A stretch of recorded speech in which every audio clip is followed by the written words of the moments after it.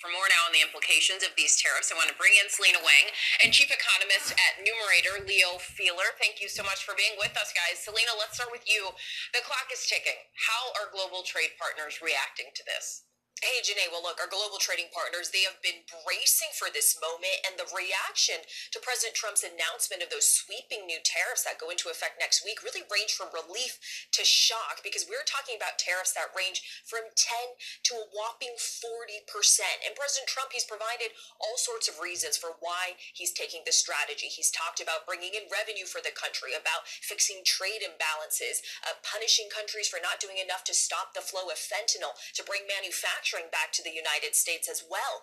But we have seen that he's even tariffed countries that we have trade surpluses with, countries like Brazil getting hit with steep tariffs. And at the same time, the president, he's also targeted our allies and adversaries alike. For so many of our trading partners, it's been very unpredictable. It's been hard for them to know what's coming next down the pipeline. A country like Switzerland, they're getting hit with 39% tariffs. Their government has made it very clear that they're not happy about this, that they believed they were in good faith, positive, constructive talks with the United States. So they're still hoping to bring that tariff rate down. Not to mention, we are still in talks, Janae, with countries like Mexico and China, while steep tariffs remain on them as those talks are ongoing. So still a lot of uncertainty. And that's the impact so far with global trade partners. But Leo, I want to bring you in to talk about the impact on U.S. consumers and how high prices could increase on imported goods. Yeah, so with these tariff rates, we really should expect prices to increase anywhere from around 15 to around 40% on some of these imports. And it really will affect a wide swath of products that we tend to buy. I'll give you just a simple example. That soda that you drink comes in an aluminum can. That aluminum gets tariffed, which means even if the soda itself is produced in the United States, the inputs, something like aluminum, might come from abroad, and that's going to end up raising consumer prices. The expectation is that consumer prices, given the current tariff rates that have been announced, will mean that the average consumer in the U.S. is going to pay about $5,000 more per year once tariffs are fully in effect. About $5,000 more for the average U.S. consumer, and so many families will be struggling to make that happen. Leo, you also say that you're concerned over how tracking inflation may get harder after the firing of the head of the Bureau of Labor Statistics. Explain that to us, because this has made a lot of news. Exactly. So the Bureau of Labor Statistics collects data both on employment, what's happening in the labor market, and what's happening to consumer prices. What are the prices that consumers are seeing at checkout when they're actually buying a particular product? Now, the big concern is that the Bureau of Labor Statistics serves as an early warning system, right? Are we starting to see consumer prices going up, and that allows policymakers to do something in advance of inflation becoming widespread, of us getting much higher price increases and much faster price increases. If the Bureau of Labor Statistics becomes politicized, something like this happened in Argentina in 2007. This is pretty routine in countries like Russia and China. If this starts happening in the U.S., we really won't know that inflation is spreading until it's really way too late and inflation has become entrenched. So I am very concerned that we're going to not only have higher inflation, but we're going to miss the opportunity to do something about it earlier. That is really interesting to hear you say that things like this happen regularly in places like China and Russia, and to see it now happening here in the U.S. and the potential fallout from that. Leo Feller, thank you for being with us to break that all down. Selena Wang, thank you for your reporting as always.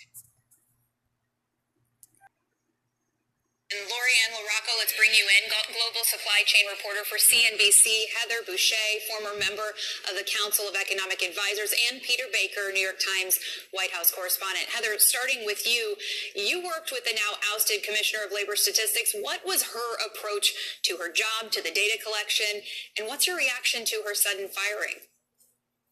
Well, this is just completely out of bounds.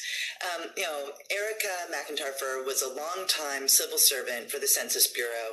She is a person of integrity. She's a brilliant economist. Her work is well cited. She's a serious, incredible person. And I know that she took the responsibility of leading the Bureau of Labor Statistics very seriously.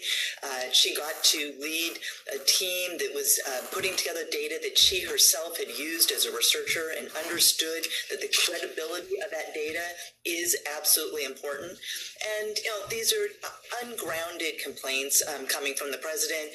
And, it's an attack on her in a way that should not be happening. The process to create this data is, very deep. There's dozens of people who are involved, and there's, this is just, it is really an attack on the credibility of the U.S. Statistical Agency. Peter, the president was angered over these dismal job numbers that just came out yesterday and that substantive downward revision that we saw from May to June. Revisions, as we know, can be routine in these releases, but does the president have a point in being frustrated with that discrepancy? Well, look, this is normal. This is nothing unusual here. This happens all the time. To be frustrated with reality is not to mean that it's this person who brings you the message at fault, right? He gave you no evidence whatsoever that she did anything to rig these numbers. He said it was his opinion, my opinion, he said. Well, my opinion isn't the same thing as a scientific argument that somehow the statistical collection is wrong. He just doesn't like the numbers, very clear. And the story he told yesterday, by the way, to justify this firing by saying she was politically biased, he had 100% wrong. He said she didn't release numbers until after the election suggesting there had been fewer jobs created than previously reported. In fact, she released those numbers in August, before the election, when it would be most damaging to Democrats, not the other way around. And yet he continued to repeat that false story to justify a firing. This is part of a larger pattern with him. If you have facts that he doesn't like, he's made very clear in the second term, whether it be science, whether it be intelligence, whether it be vaccines, whether it be any number of different things, if you have contrary facts, you risk getting punished. Look what happened to Smithsonian. The Smithsonian History Museum has an exhibit on impeachments. It removed Donald Trump from that exhibit and said there are only 3 presidents who are threatened with impeachment removal. That would be Andrew Johnson, Richard Nixon, and Bill Clinton, as if it never happened, because Donald Trump doesn't want, of course, that to be in a museum, or people don't believe he wants to do that and are preemptively acting on what they think would be his wishes. Heather, let's touch on that for just a second. Fed Chair Jerome Powell has been one of those people to draw anger from the president by refusing to lower rates over concern about tariffs and inflation. The president railed against him yesterday in that Truth Social post. Are you concerned he could face the axe next? Well, listen, I want to be very clear that what's going on here is that the president doesn't like the economic outcomes that he is seeing, and he's taking it out on, longtime servants of the public who have been acting with integrity. And, the thing about, just to go back for a moment to yesterday's data on the labor market, one of the things that we know is that it tends to be the case that you have big negative recessions when the economy is switching from growing to contracting. I'm not saying that we're going to see more such negative revisions in the future, but given all of the economic policies this president has put in place, we have all been watching with bated breath what would happen with the labor market. And yesterday's data indicate that there were actually many fewer jobs created than had previously been estimated as new data came in. The president doesn't like that answer, and especially on his big tariff day, because that has implications for the effectiveness of his economic policies. What's better than Redwood? Redwood Max. Redwood has been our #1 supplement for years for a reason, but we knew we could do it better. For the effectiveness of his economic policies. Now, with Jay Powell, it's the same thing. His policies have ballooned the deficit and debt. Now, he has that as a problem, and he wants interest rates to come down. So he's saying, well, I'm going to make the Federal Reserve do what I want so that, the economic outcomes don't look so bad.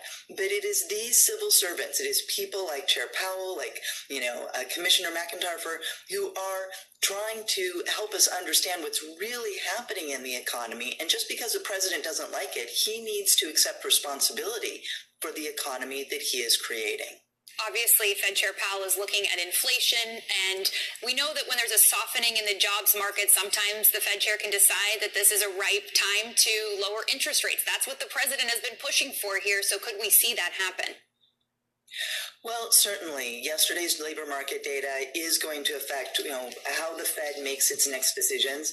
It probably makes it more likely that they do lower rates in the future because it does appear that the labor market is softening, and that is what we've all been concerned about.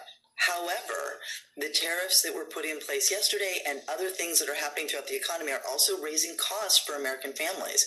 This is putting the Federal Reserve in quite a bind, and because they have the dual mandate. They need prices to remain stable, and they need to keep us at full employment or try to get us as close to that point. But certainly yesterday's news does indicate that the labor market is not as healthy as it was when the Federal Reserve made their decision earlier in the week. Lorianne, let's bring you in here. Let's talk about the tariffs. Your recent piece for CNBC reads, Trump's new global tariffs add to risk of higher prices and less choice as retail's spring ordering season starts. So what's going on behind the scenes for wholesalers, distributors right now? You follow the supply chain. How much are the tariffs creating uncertainty for them? The uncertainty is still there because a lot of the major trading partners, be it Canada, Mexico, and China, those are still in flux. And what our viewership really needs to realize is the timeline in terms of ordering. Retailers normally look at their future orders 6 months in advance. Wholesalers and retailers, they're a couple of months before that, so in upwards of 9 months. And so a good example in terms of not only the prices that we're seeing going up, it's the lack of breadth of product. You've seen a lot of data coming in terms of the June and July freight orders. That's all of our most of the back to school, but more importantly, all the holiday items. There will be less coming in. In fact, one of my sources from the wholesale and distributor side told me the largest importer of Christmas trees, they have seen a 60% decrease in orders from both brick and mortar retailers and local hardware stores for this year. And so right now, while we're all hot in these heat waves, the retailers and wholesale distributors, they're actually placing their orders for the spring items. And so the stuff that we're going to be seeing in the stores come, say, February onwards, that's all being ordered now. And so with these tariffs, the layering effect that these are minimum set tariffs, because remember, there's a multitude of tariffs that can be levied on a product. So you're looking at a minimum of anywhere, say, of 20% and up. This is the reason why retailers are not going to be bringing a lot of product in. So Heather, clearly this is moving from the abstract concept of tariffs to the real deal here. Is there any way to project when consumers might begin feeling the effects of those tariffs and of the inventory that is or is not on store shelves? Well, certainly what we saw in the beginning of the year was people ramping up their purchases, ramping up imports in advance of the tariffs that we all knew were going to be announced. Now those inventories have been sold off and they're down. And so I think we are going to start to see those effects over the next few months work their way through the economy. And I think that where we're really probably going to see it is in the holiday season. But already, because of the uncertainty, because of, we've all sort of known that this was perhaps coming. I want to be very clear, this has been so chaotically implemented. We're still wondering exactly where everything is going to land and whether or not the president will pare anything back in light of bad economic news. But I think there are estimates out there that this will raise the cost of, for families overall over about $2,000 on an annual basis. The tariffs are higher than at any point than they've been since the 1930s. So certainly we are likely to start seeing these implications, particularly on goods, of course, coming in the next few months. It's important to note that this is happening at the same time when millions of families are seeing their healthcare costs go up because of the implications of the Republican budget bill that just was signed into law. So you have a lot of things that are going to be raising costs for families over the next few months. And we saw that in this week's data that, consumer spending has slowed, an indication, I think, that people are feeling that economic anxiety. economic anxiety and already talking about a Grinchy Christmas, and we're just in August. Lorianne Larocco and Heather Bouchy, thank you so much for being with us. And Peter, don't go anywhere. You're sticking around here.